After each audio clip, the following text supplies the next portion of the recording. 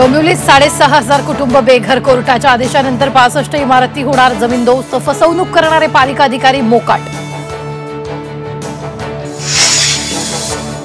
अजितदादांची धनंजय मुंडेंना नैतिकतेची शिकवण, नैतिकतेतून राजीनामा देण्याची अप्रत्यक्ष सूचना।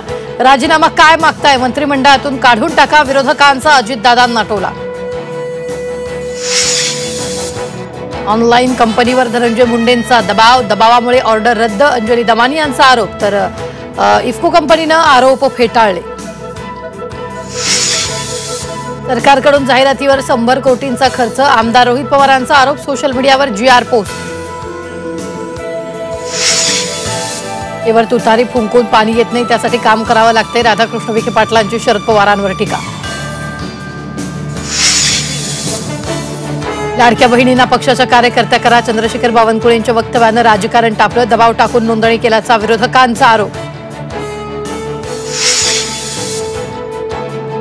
EVSचा प्रभाव वाढल्यास यात्रांवर निर्बंध आणणार, केंद्रीय आरोग्य राज्यमंत्री प्रतापराव जाधवांची माहिती।